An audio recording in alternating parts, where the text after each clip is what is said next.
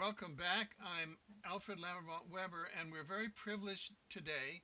Coming to us from Poland, we're with Magnus Olsson, who is the founder of WorldCatch and UCatch, which are research and advocacy organizations against the transhumanist agenda and to support targeted individuals. Welcome, Magnus. Thank you a lot, Alfred. Well, today we're going to ask you some very important questions regarding this new discovery that you have made. Actually, this is the part one of a two-part interview. And this interview is about scientific discoveries that a doctor who specializes in this area has made in your blood. And these are artificial crystals in your blood that appear to be connected to remote neural control of you, of the transhumanist agenda. And we'll be going down question by question. And as we discussed before the program, we've made a remarkable discovery about how important your discovery is in the overall scheme of exposing the transhumanist agenda. I know this is very kind of esoteric, and we'll be putting more of this in the article accompanying this interview, the link of which will be in the description of this interview. We discovered a 2-minute Volvo ad that was produced in 2011, 5 years before this. So there's been 5 years of this, with a Swedish sailing star whose name is also Magnus Olsson. And the name of the ad is Magnus Olsson, It Gets in Your Blood. Magnus Olsson, It Gets in Your Blood. And this is the typical, it's called foreshadowing, that the transhumanist agenda, as soon as they have a target victim or targeted individual like Magnus, they will go out and create all sorts of media that clouds the public mind, so that when Magnus comes forth with his research, which he will do in this program, they'll say, oh, that's a Volvo ad. So we'll be showing that Volvo ad separately in the article here, and how it fits into a foreshadowing context and how important this discovery is. Magnus, so please, what exactly are these crystals? How were they discovered? And we know that they're not natural. And tell us the story of all of this. Well, I had a very hard time for the last 2 years, and for the last half a year, I was having trouble walking even. Before this half a year, I was running 10 kilometers almost every day, and I was running marathon in Stockholm last year. And when I got this trouble walking, I thought I had to make some scientific evidence of this. So I was going to a blood specialist that is very familiar with this kind of things, like online people is. I'm not calling people targeted individuals. I'm calling them online people, because that's more or less the truth. Of course, there is hard targeting, but so that's it.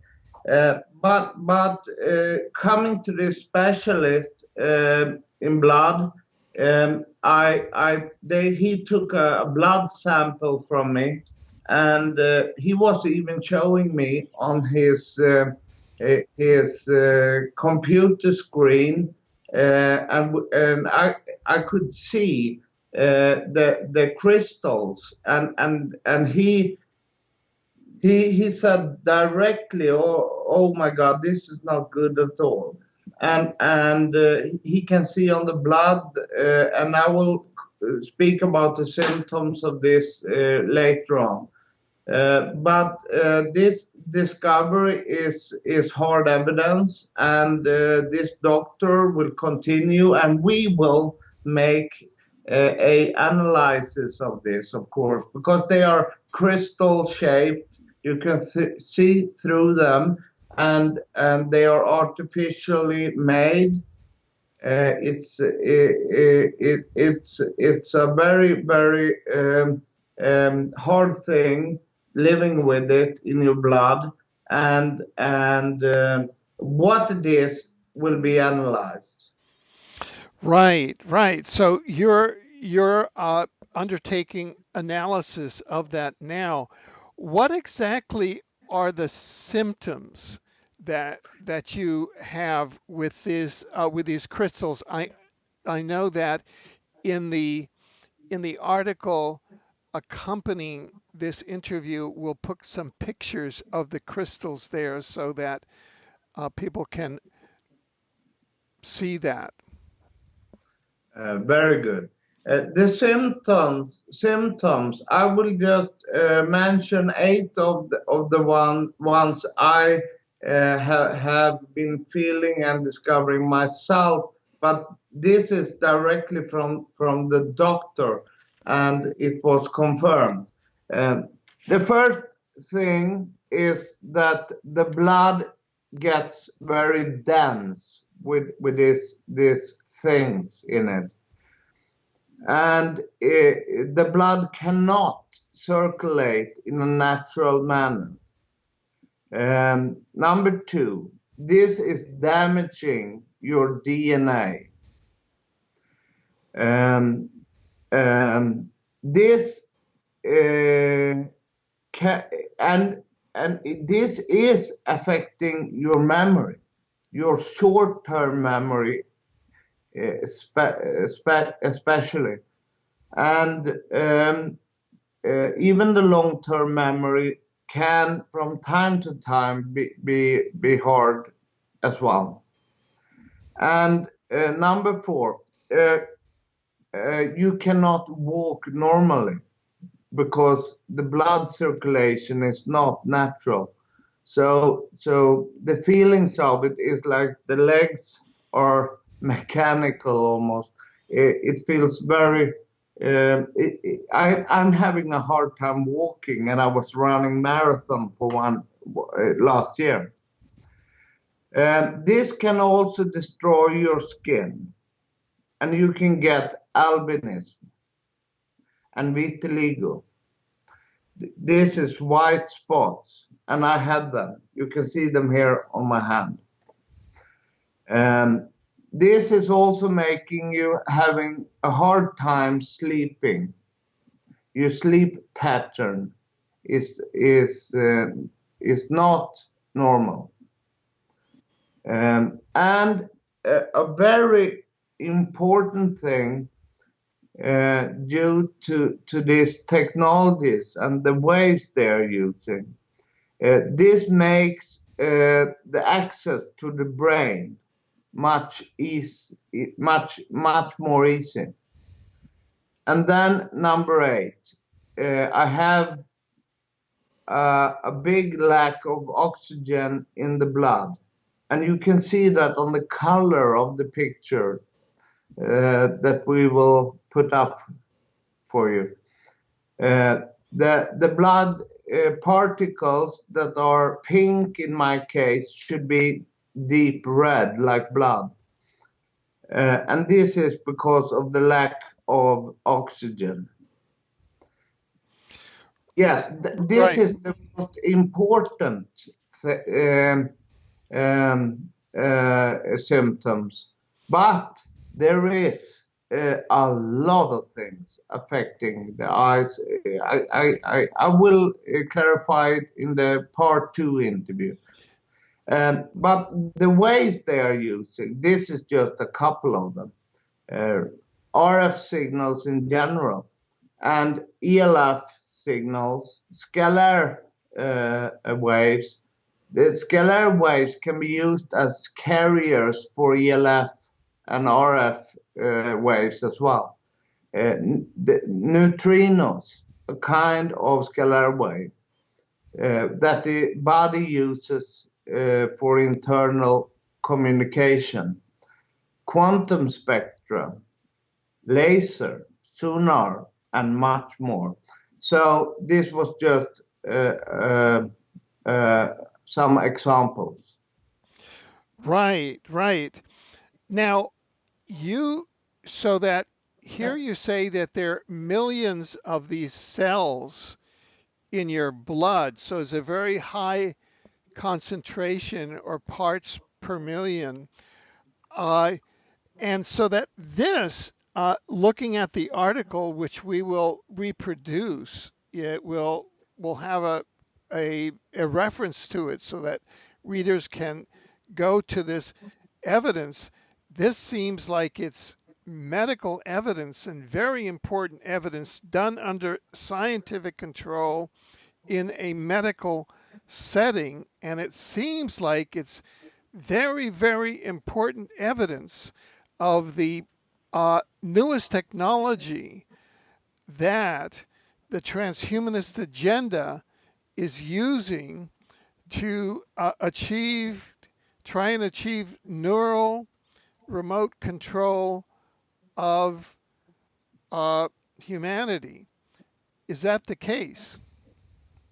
Yes, yes, and I'm really worried because the explosion, because I have to call it an explosion in new victims, is enormous, and it's worldwide. So I mean, if this technology, as it's also used in people that don't discover that they have this kind of technology in them, it's terrible because I mean the mind reading machines, the artificial intelligence, and so on is gonna be able to control you, and yeah, it's an era of control, and we need to be awake to be able to stop this, and I'm doing my best, and we will in the part 2 interview say much more about this. Okay, okay. Now, I'd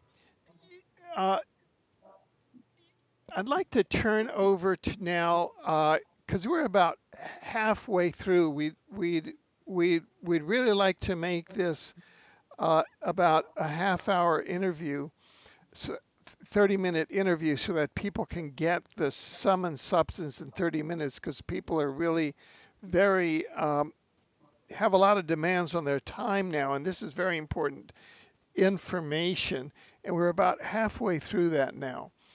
And we're coming up to two areas. One is very hard to talk about, and that is the continued attempted lethal attacks against you, where they're attempting essentially to murder you using these remote neural weapons. Now, I've interviewed you on a number of occasions, once in Spain where you were just coming out of the hospital. What occurred now, since you've been releasing this information in terms of retaliation perhaps against you for coming out with this new exposure of this technology that the transhumanist agenda is using in your blood and perhaps the blood of many other people? Well, what they have been doing for the last week since I released this report is that the targeting towards the brain is very intensive, and sometimes I get symptoms like shaking in the hands, the foot, the head, wherever in the body, and that's always occurring after these heavy attacks towards my brain. And the trouble walking has been cool. Yesterday when I should go shopping and do some errands, I had to sit down after each 50 meters because it's very hard and the balance system is very weak from time to time. Um, yeah, that's it, and this is what they do towards people that is work. Right. Now, this really qualifies among, just to put it in context for everybody, in the context of the transhumanist agenda, that really qualifies as crimes against humanity that are committed as part of a widespread or systematic attack against the civilian population.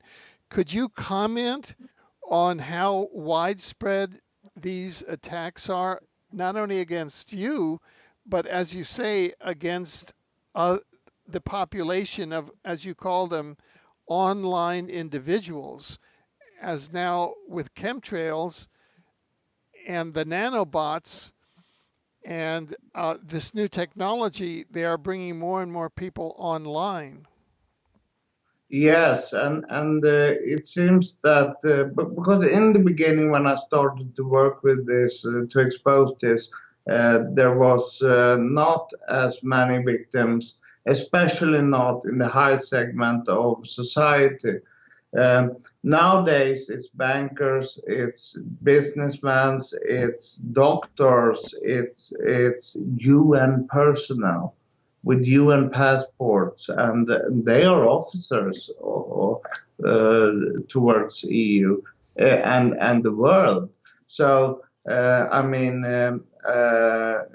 to get reports from people on this levels hasn't been so usual before, but nowadays there is another.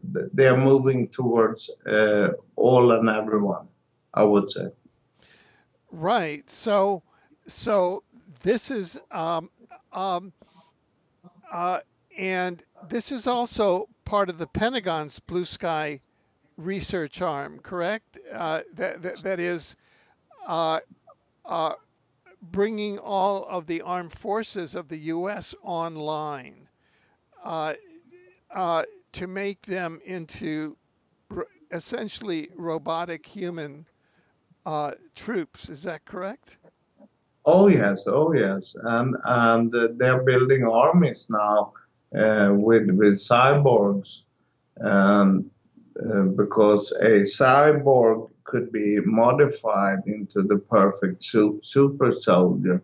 So yes, that's happening, and there is a lot of suicides in the military, and there is a lot of targeted people in the military.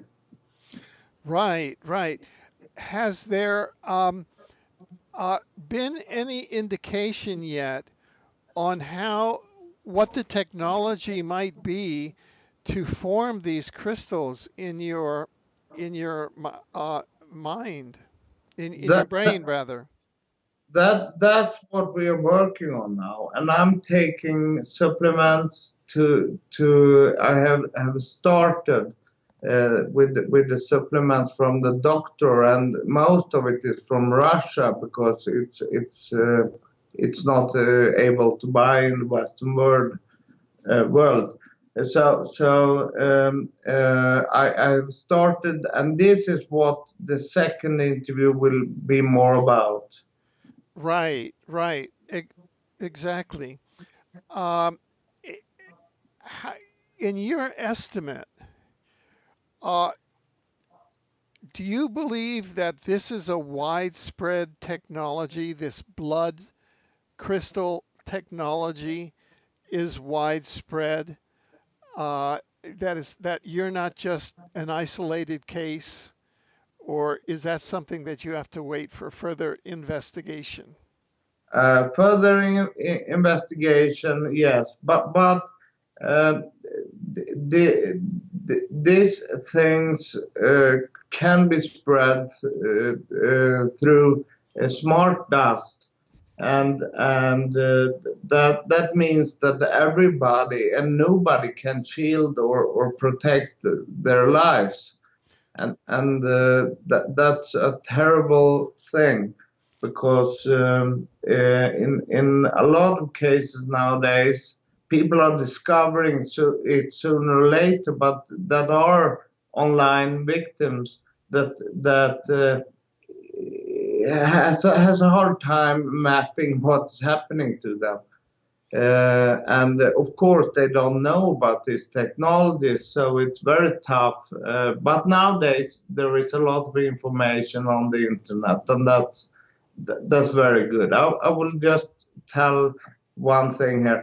When I was starting to discover that this was happening to me, there was almost nothing on the internet about it. It was nothing almost at all.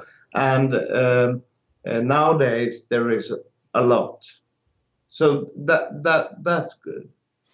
Right, right, and to look at this, uh, I'm if you're saying that from a hypothetical point of view, as a hypothesis, one of the means by which this new remote neural technology of the transhumanist agenda, which is the crystals in the blood, is propagated by the smart dust, that means that it could be in its footprint, could be over continents, it could be global. Uh, yeah, and this brings me back to the discovery that we both made and prior to this program, and that is the Volvo ad, the 2011 Volvo ad, again, a Swedish company, that says Magnus Olsson, it gets in your blood. Why would they have a Swedish sailing star named Magnus Olsson and have this ad built around a race that Magnus Olsson won going around the world, that he won it going around the world like the smart dust would go around the world, and put Magnus Olsson, it gets in your blood. It seems to me that that is typical artificial intelligence, pathogenic uh, foreshadowing and pre-programming of humans. Wouldn't you say? Yes, it's obvious that they're working long term and have been preparing and working on this for a very long time. And what I would like to say now is the indications that I got lately, where they are doing this outside, very close to Stockholm, just 40 minutes drive in a car. You can go to Uppsala, and that's a high scientific area of Sweden, and the indications is that they are working from there, but every person that is online today is monitored, and they get all the research information distributed towards other institutions that works with this, And one of them that I got indications in my case is that Tavistock in London, in England, is also doing research on my data.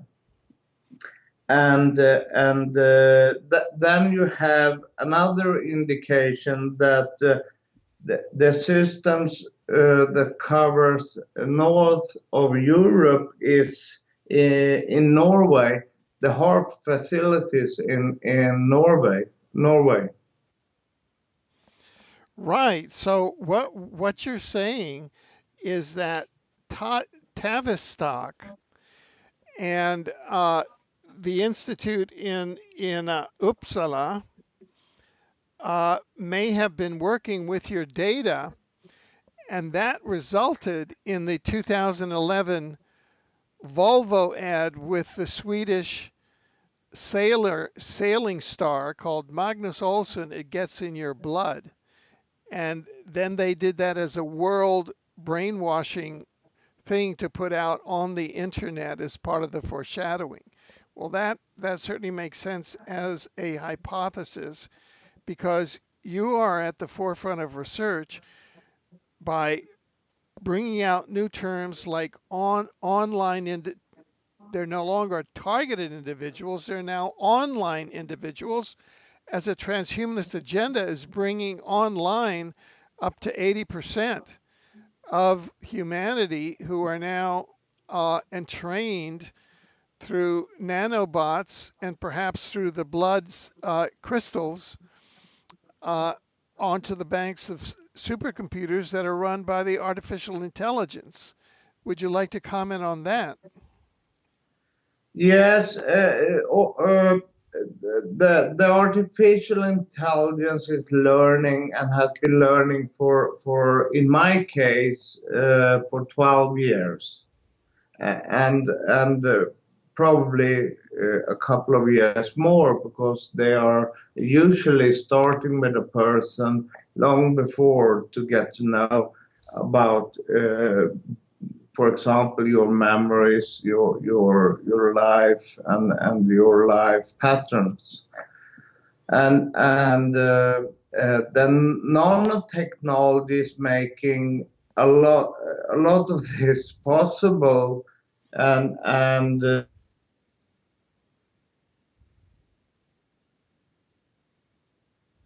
more things that I will talk about in the second part of this. About just that. Very good. Well, I know that readers, our viewers can go to your website, nanobrainimplant.com, to view this report, nanobrainimplant.com, and we'll be putting all of the links there.